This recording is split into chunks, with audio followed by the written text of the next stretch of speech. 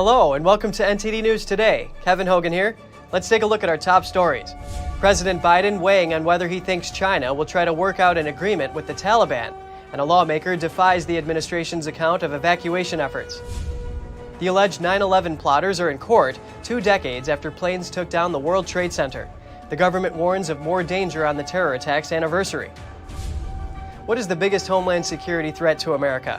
The Biden administration says it's domestic terrorism, but 2 former top officials in law enforcement disagree. They say international threats should be the focus, like China. The House is set to debate on the Democrats' $3.5 trillion spending plan. The initiative includes spending on social programs, but Republicans say it will raise taxes and fuel inflation.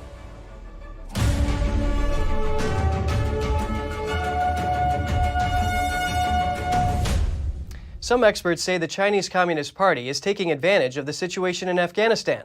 A reporter asked President Biden if he was worried China would start funding the Taliban. NTD's Jessica Beatty has his response. President Biden said Tuesday he was certain China would try to work something out with the Taliban in Afghanistan. A reporter asked him if he was worried that China would fund the group. China has a real problem with the Taliban, so they're going to try to work out some arrangement with Taliban, I'm sure.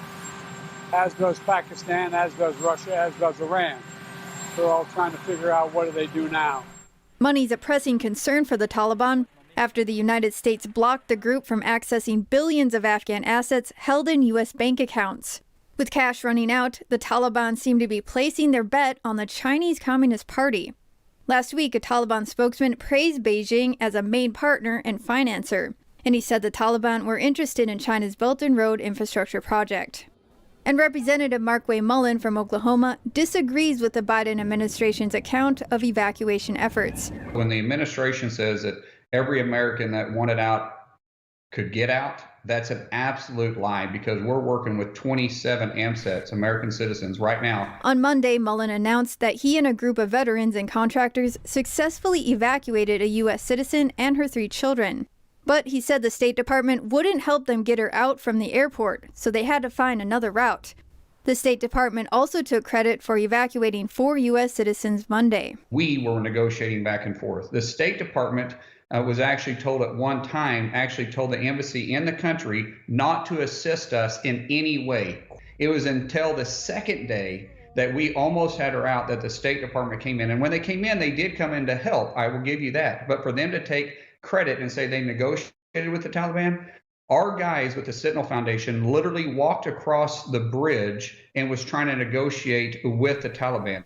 Fox News reports, based on a leaked email, the State Department refused to let private evacuation flights land in third countries.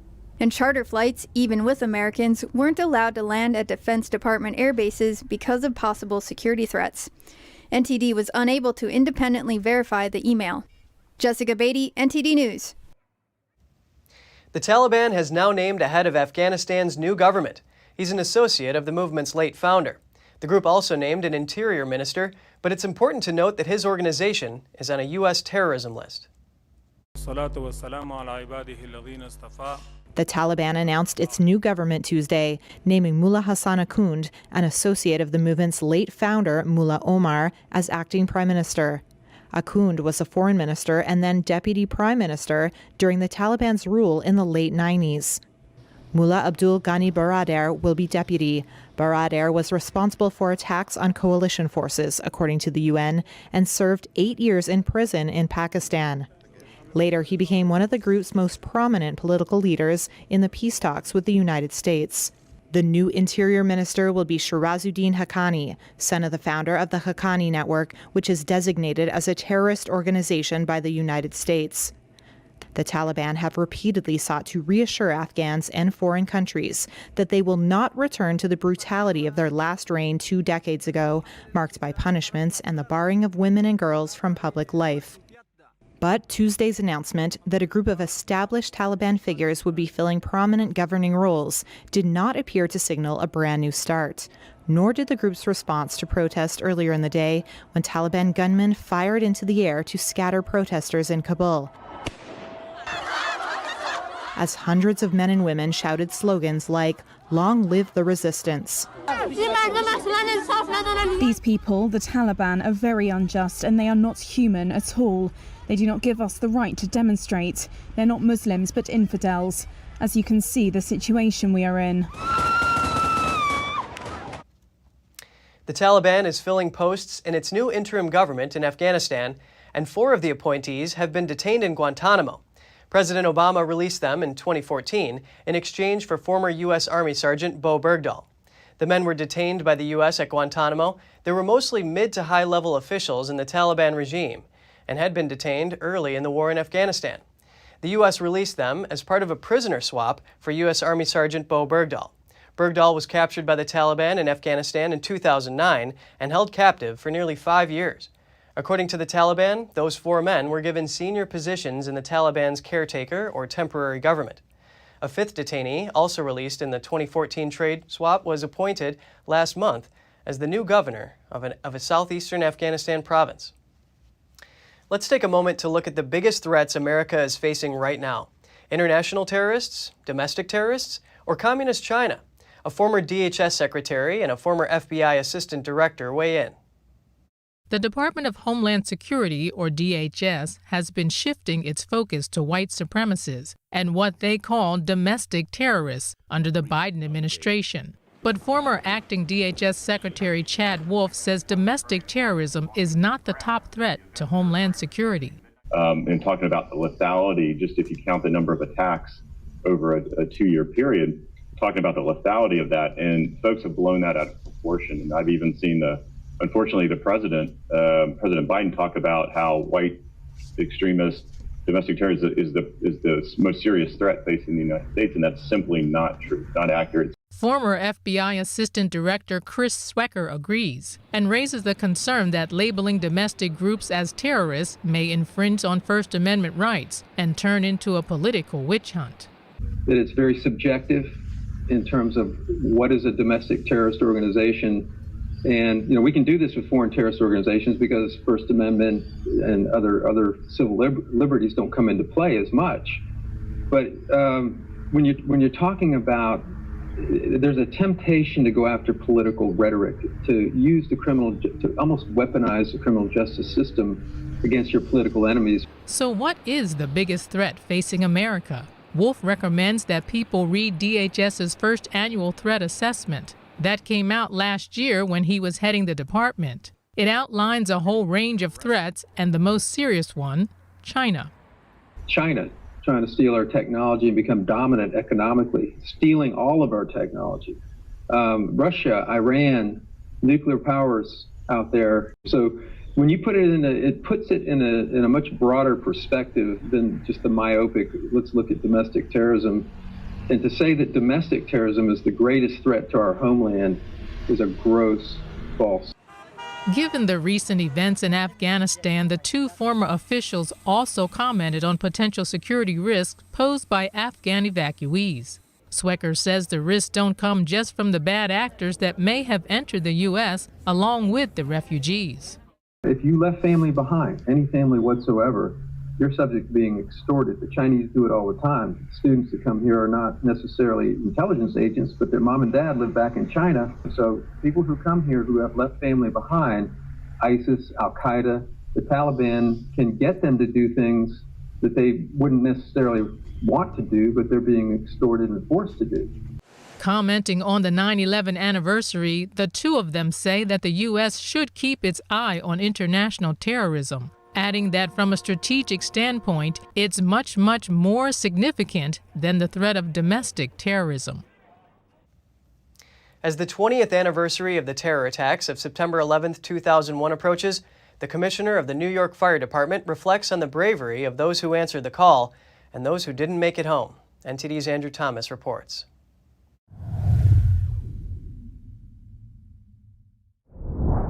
The moment the North Tower of the World Trade Center was hit on 9/11, members of the New York Fire Department rushed toward the burning building without hesitation. On September 10th, 2001, we were, as usual, ready for anything.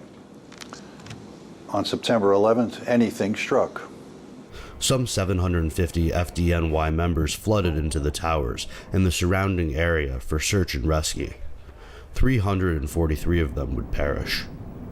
We had to have funerals and memorial services almost every day for these 343 members to honor their families, and we did that. It was not easy, it was not pleasant, but it was required. Nigro spoke from the FDNY Foundation in downtown Brooklyn. The site features walls of plaques dedicated to firefighters who have fallen in the line of duty. There is also a separate monument at the FDNY Foundation for those who have died as a result of 9/11 related illnesses. And that toll has been heavy, and I say we're now at 254. We're sure that in a few years that number will exceed the 343 we lost. So this is an event that hangs over this department and will continue to do so for decades. There was no difficulty in restoring the ranks of the FDNY following the 9/11 attacks. The department continued to receive more applications than open spots. The fire department's existed since 1865, and it's grown every year. I think we've gotten better each and every generation because of those who came before us. So we will never forget. Andrew Thomas, NTD News. And family members of the heroic first responders also cherish the memory of their fallen loved ones. In New York, a daughter remembers her father, an FDNY firefighter. Janine Wallace remembers her father, FDNY Lieutenant Robert Wallace, as her hero. Being the oldest in a family of 4 kids and the only girl, they were close. You know, I'm the only girl, so it was different for the boys. You know, there's 3 of them, there's 1 of me.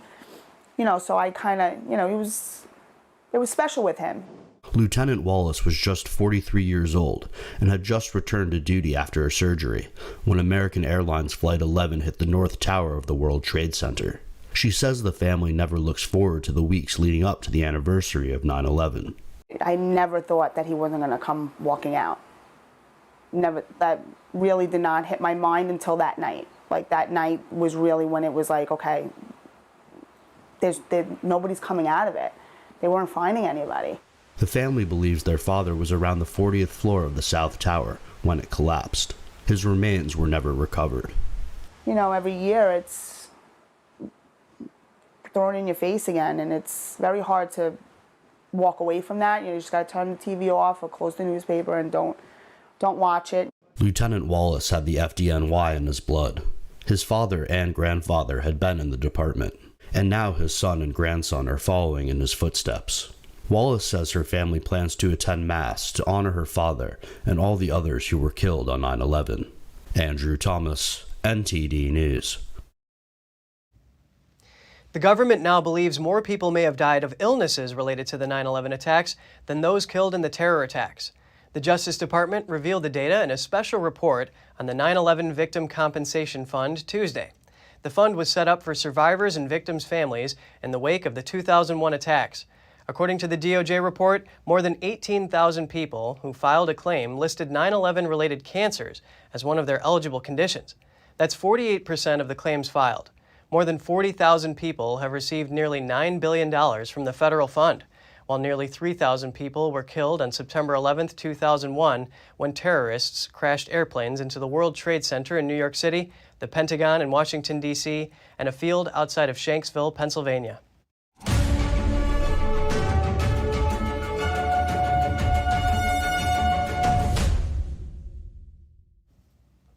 The House sets its debate on the $3.5 trillion domestic investment plan, but moderate Senator Joe Manchin only supports a fraction of that, which could hamper the president's Build Back Better agenda.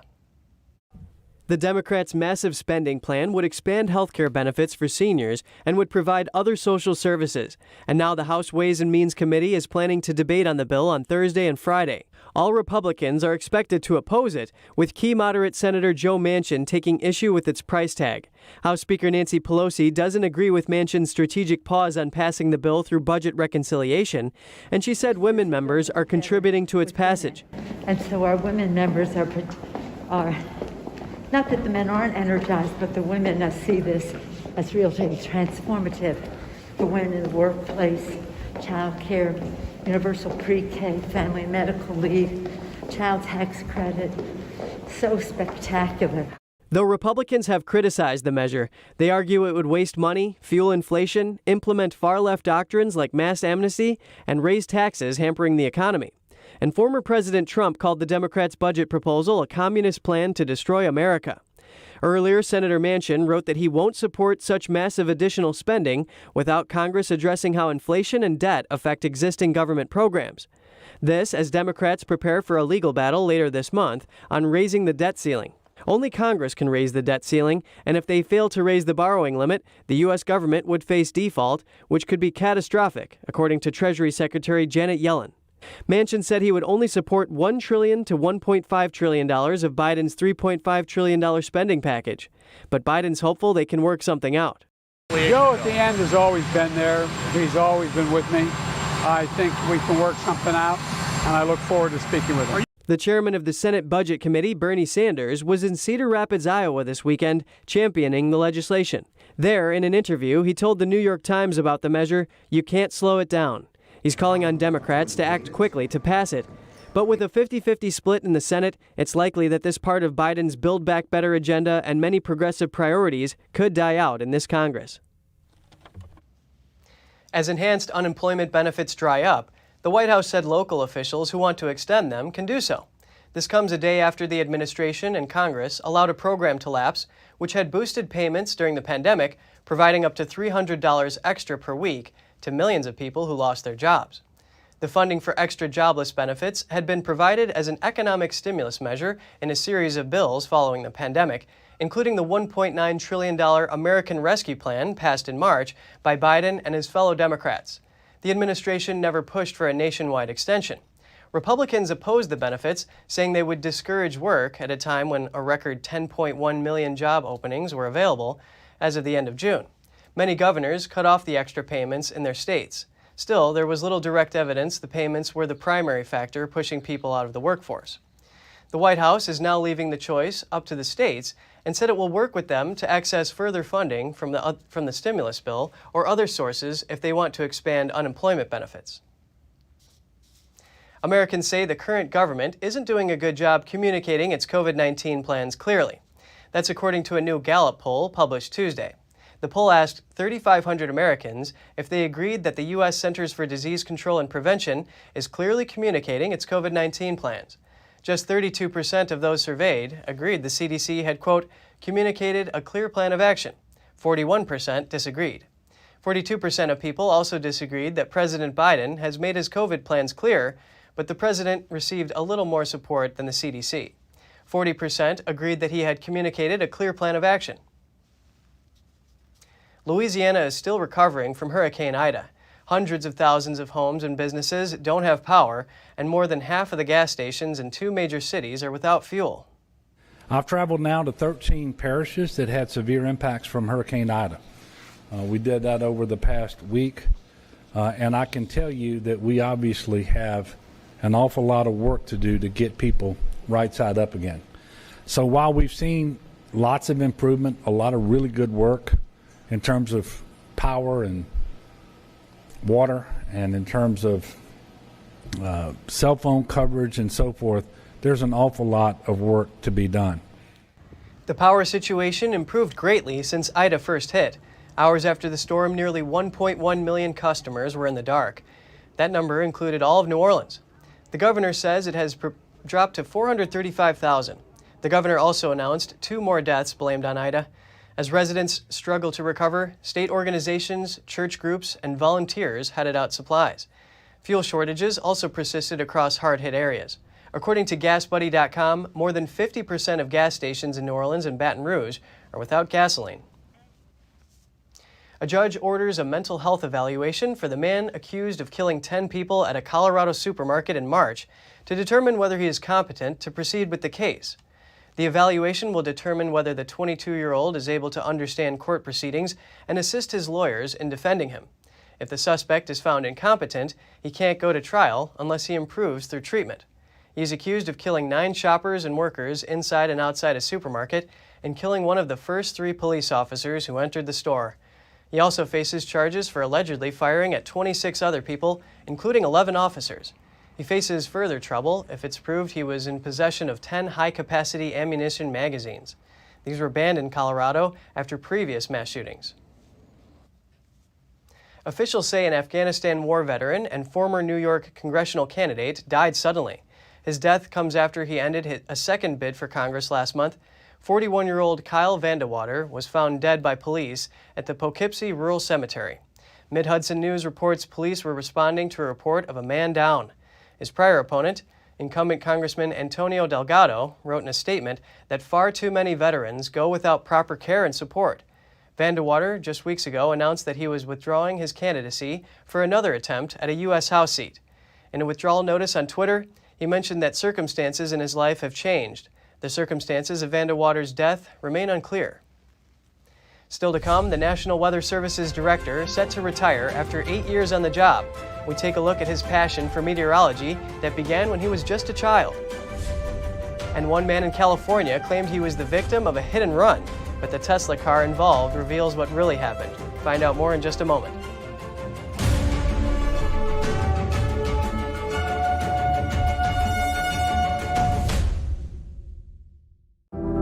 Secure, the true solution for your digital privacy and security. Secure is a private and secure messaging and email solution hosted in Switzerland, using military-grade encryption and Swiss privacy laws, giving you true privacy. Secure is 100% private and does not collect or sell any of your personal data. Secure's Helix technology connects you securely to our Swiss servers without the need of a VPN, guaranteeing privacy and security for all your communications. Secure Messenger doesn't require your phone number or any personal data that hackers target. Chat by Invites allows you to chat privately and securely with anyone outside of your secure network without the need for others to download Secure.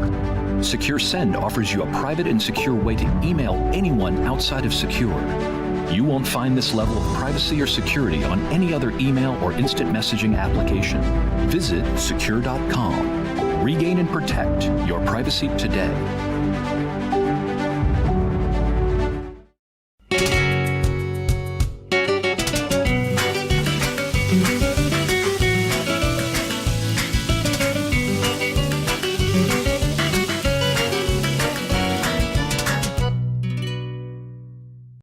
Are you looking for a news source that does not spin the truth, doesn't push any false narratives, and instead presents you with the facts and lets you make up your own mind?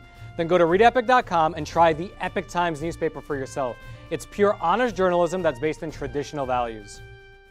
How prepared is your family if a tornado shows up at your doorstep, or a flood, or a hurricane? You can't just turn away a natural disaster. That's why it's important to go to ready.gov/plan now. It has the tools and tips you need to make an emergency plan with your family. So if disaster comes knocking, let's go. You'll be ready to help keep your family safe. It's just a pizza. Yes. Make a plan today.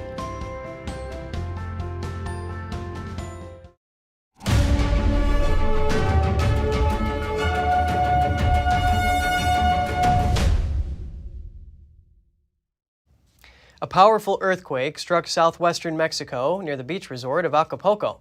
It killed at least one man who was crushed by a falling post. The quake also caused rockfalls and damages to buildings. This was the moment a 7.0 magnitude earthquake struck southwestern Mexico on Tuesday. The quake downed trees, pitched boulders onto roads, and caused power outages in several states. Tourists evacuated from hotels as aftershocks hit. In Mexico City, lights went off and residents huddled together in the rain, holding young children and pets.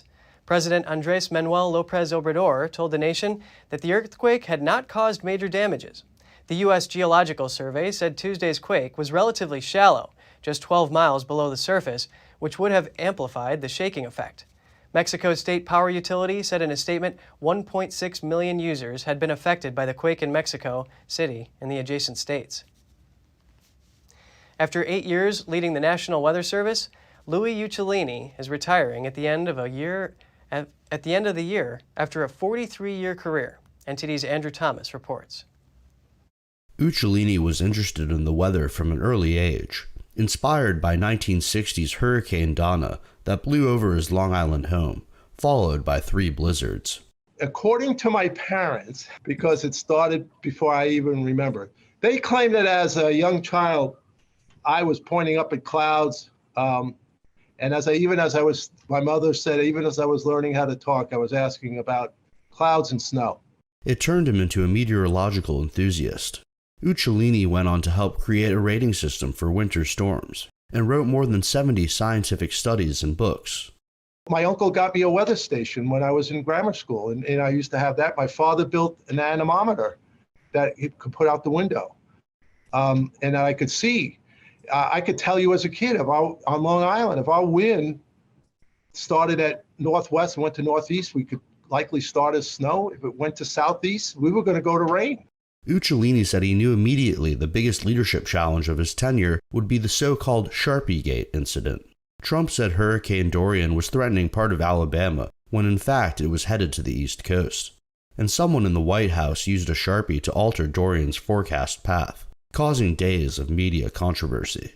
As for the future of the National Weather Service, Uccellini says there's much more to learn. Andrew Thomas, NTD News. A Tesla vehicle reportedly outsmarted a man who claimed he was hit and injured by the car. Take a look at this. Police in Louisiana say 47-year-old Arthur Bates Jr. pretended to get hit by the Tesla in a gas station parking lot in Slidell. Bates told police the car backed into him, causing him to fall to the ground before the driver fled the scene. Bates complained of back, leg, and neck injuries, resulting in an ambulance and fire truck being sent to the scene. But the Tesla caught the entire incident on camera. Police tracked down the driver, who showed them the footage, proving that Bates staged the incident. The driver told them he intentionally jumped behind his vehicle. Bates later admitted to faking the accident and was arrested for falsifying a police report.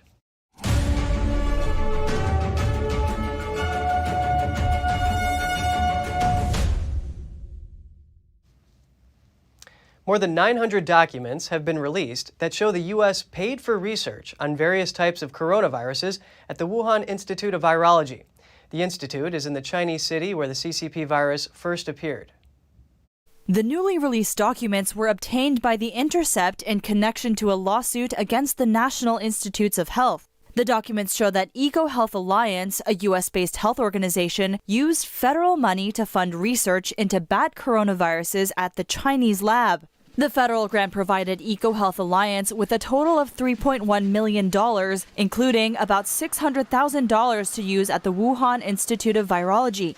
Part of the U.S. funds was used to identify and alter bat coronaviruses likely to infect humans, according to The Intercept. The grant was initially awarded for a 5-year period from 2014 to 2019. Funding was renewed in 2019, but suspended by the Trump administration in April 2020. Following the release of the documents, Richard Ebright, a molecular biologist at Rutgers University, wrote on Twitter, "The documents are untruthful." The newly released documents will no doubt raise further questions regarding the theory that the CCP virus pandemic originated from a lab leak in Wuhan.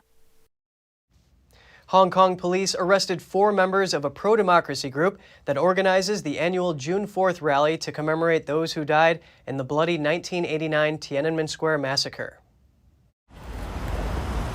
4 arrests in Hong Kong on Wednesday dealt a new blow to the city's opposition movement. Those detained are all members of the pro-democracy group that organises a yearly vigil in Hong Kong for the bloody crackdown in Tiananmen Square. The June 4th event commemorates those killed when China quashed 1989's student-led protests. Activist and barrister Chow Hang-tong was arrested along with 3 others from the Hong Kong Alliance in support of patriotic democratic movements in China. A day before her arrest, Chow spoke to reporters outside police headquarters. The more we resist, the more they will suppress you. But whether it would be better not to resist, I don't think so. If you give up and don't fight, they will not let you go. As we have seen, they have been chasing after all the disbanded groups. She had been at the headquarters to deliver a message to officers that the alliance would not provide the information they had requested. Last month, police had sent a letter to the organisation giving it until Tuesday this week to provide details of its membership, finances and activities. The letter accused the alliance of being an agent of foreign forces, adding that failure to comply with the deadline could result in a fine and 6 months in jail. Alliance leaders Albert Ho and Lee Chuk-yang are already in jail over their roles in anti-government protests that roared the city in 2019. The National Security Department said that investigations were ongoing and did not rule out further arrests. A gene test is causing concerns. The test is made by a company linked to the Chinese military, and it's sold in over 50 countries around the world. NTD's Tiffany Meyer has more of the details. Several countries are scrutinizing a Chinese-made gene test. Reuters reports that 5 governments are examining the test. That's because the company that produces it has ties to the Chinese military. Chinese company BGI's test screens for genetic conditions like Down syndrome. It's marketed under the brand name Nifty. Over 8 million women have taken the test globally, and it's still being sold in more than 50 countries. Some doctors and clinics that promote the test told Reuters they were unaware the company has ties to the Chinese military. Health regulators from Canada, Germany, Australia, Estonia, and Slovenia voiced concern. They are asking the Chinese company to disclose how they use the women's genetic data. Reuters previously reported that BGI has been working with Chinese military hospitals. Their research includes strengthening Chinese soldiers and making their bodies suitable for fighting at high altitudes. They also conducted mass testing for pathogens. The U.S. top counterintelligence officer under former President Trump warned that Chinese biotech companies could be helping the communist regime collect other countries' citizens' healthcare data. He told CBS that the CCP has also likely stolen all personal data belonging to about 80% of all Americans. A top American scientist says he heard about the CCP virus in Wuhan 2 weeks before Beijing issued its first warning. In a new Spike Lee documentary, Professor Ian Lipkin reveals he learned of the initial virus outbreak on December 15, 2019. That's almost 3 weeks before the World Health Organization reported the first case of the infection, which causes COVID-19, on social media. In the documentary, he didn't disclose where he heard the information.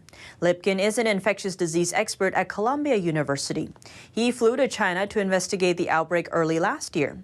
His story undermines Beijing's official timeline for the CCP virus origin and resulting outbreak.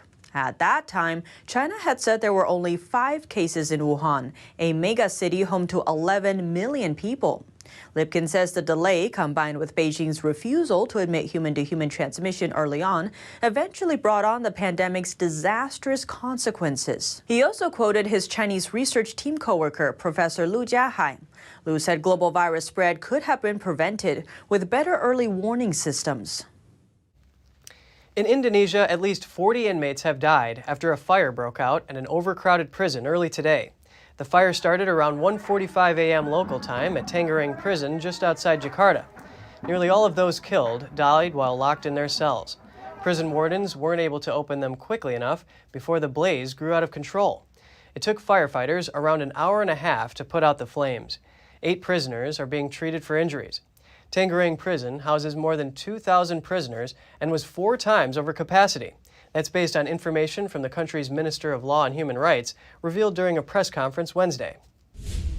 Up next, El Salvador encounters multiple issues during its historic rollout of Bitcoin as legal tender in the country. Some residents are not happy with the government's decision. The pandemic and Brexit cause a shortage of vets in the UK. Some have relied on video call appointments, but virtual treatment has its drawbacks. All that and more here on NTD News.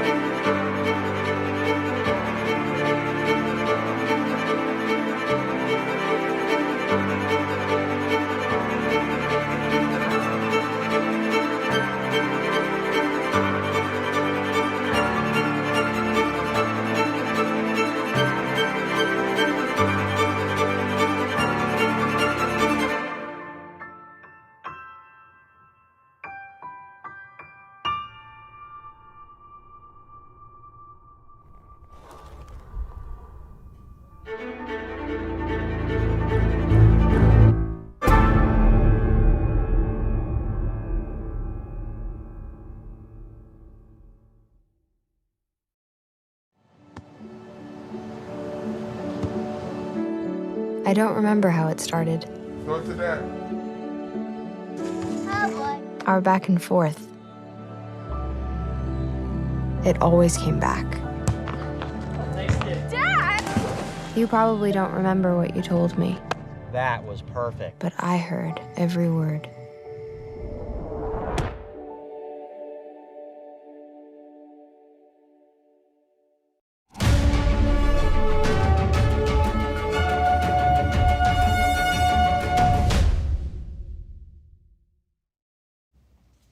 Trauma for an entire nation remembered. This time, we travel to Paris 6 years ago when 130 people died in a series of ISIS attacks.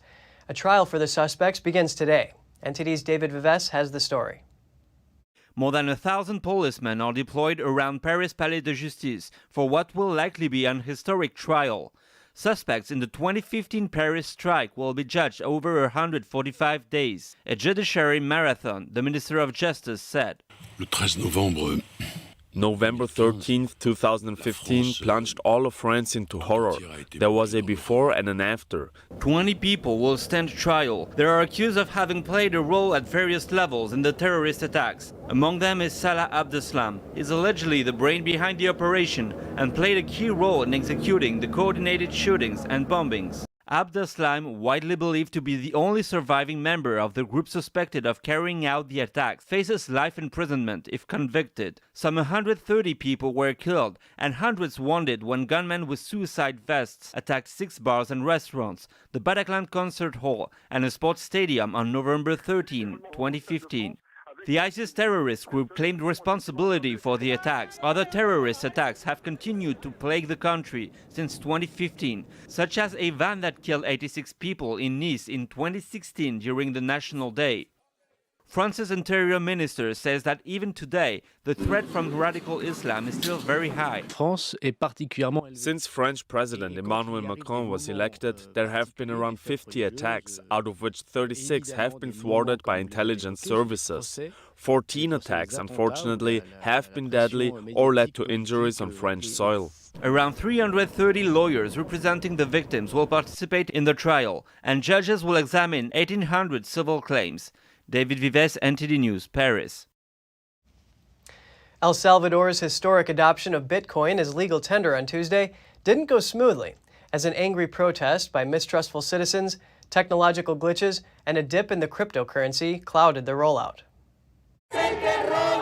More than 1,000 people protested against Bitcoin in El Salvador's capital on Tuesday, rallying against its adoption as currency there amid a bumpy digital rollout.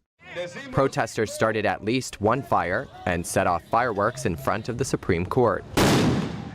The government deployed armed police in San Salvador to control the crowds. Gloria Martinez was among those who say Bitcoin is too risky. This is a law that came without consultation. It does not consider the interests of the general population. It is a law that has come in with vigor, without adequate technological infrastructure, for it to be used well. It is a law that forces us to use a currency that is volatile.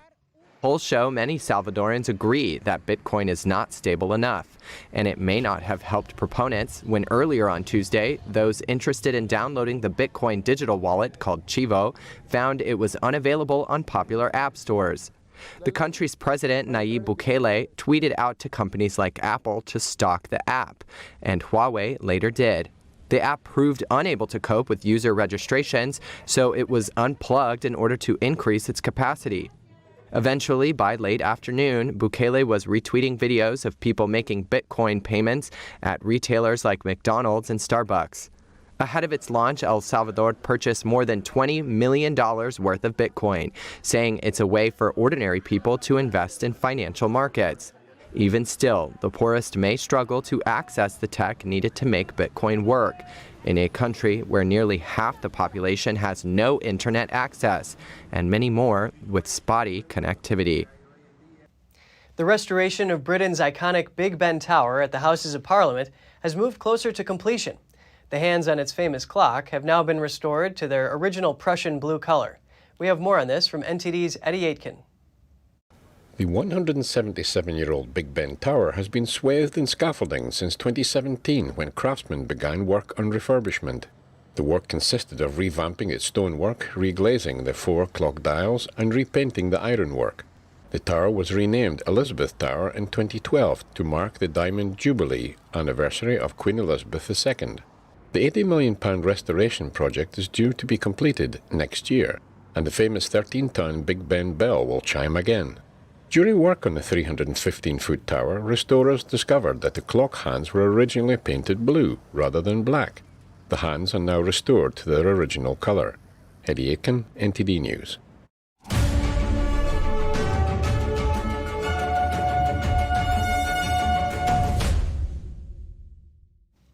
Research has revealed that honey deserves the high praise it has received since ancient times.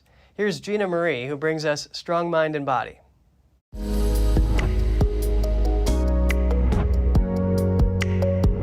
Welcome to Strong Mind and Body. I'm Gina Marie. Consuming honey is nature's sweet gift and has wide-ranging health benefits. Honey is produced by honeybees from the nectar of flowers as food. For humans, it's also a whole food source that contains amino acids as well as vitamins and minerals. The mix of the nutrients varies according to what plants the bees have visited. Bee medicine, which uses bee-related products such as pollen, propolis and honey, have been popular in folklore for centuries. It's now a rising star of anti-allergy therapy. It may also help with the flu. Research from 2014 revealed that honey may provide a natural alternative to anti-flu medications, one without the nasty side effects linked to this class of drugs. The results demonstrated that honey, Manuka honey in particular, had strong inhibitory activity against the flu virus and provided a potential medicinal value. This study is one of hundreds that vouch for the role of natural compounds in preventing infection, as well as reducing mortality rates against influenza. Among the much promoted benefits of honey is wound healing. As found in different studies, honey had several benefits. Resulted in a decrease in wound sizes and faster healing after tooth extraction in children. Served as an effective antibacterial wound healing agent against MRSA colonized leg ulcers. Notably reduced the rate of amputation and improved wound healing when used for a wound dressing in chronic diabetic foot ulcers. Combined with milk and aloe vera in ointment form, honey facilitated multiple healing effects on burn wounds in animal models. Used twice a day, thyme honey accelerated the healing process of open wounds. Honey is far more than a source of sweetness and quick energy within the human diet. It has wide-ranging and profound medicinal applications and is worth adding to your medicine cabinet. City planning officials get creative and use a popular children's toy to break down a complicated issue. Creativity was definitely in play for city officials in Northeast Texas who decided to hit the bricks, Lego bricks that is, to create a Lego version of Arlington to explain the city's annual budget proposal. With the help of a local Lego enthusiast, who also happens to be a city employee, officials constructed a 4-minute video breaking down the proposed $522 million fiscal plan for 2022. The aim was to explain a crucial yet complex topic for residents in an understandable and engaging way, and it seems to have worked. The video has gone viral, racking up hundreds of thousands of views and garnering praise from scores of Arlingtonians who seem to appreciate the use of building bricks as the building blocks of fiscal transparency. Thanks for watching. At NTD, we're honored to be your source for the news. Catch us again tonight at 6:30 Eastern. In New York City, I'm Kevin Hogan.